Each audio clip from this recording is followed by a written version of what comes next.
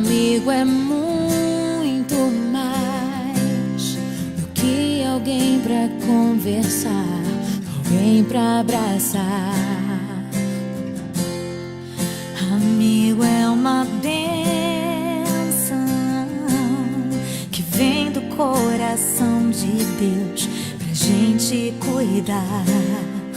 É assim que você é pra mim, como uma pérola que eu mergulhei pra encontrar.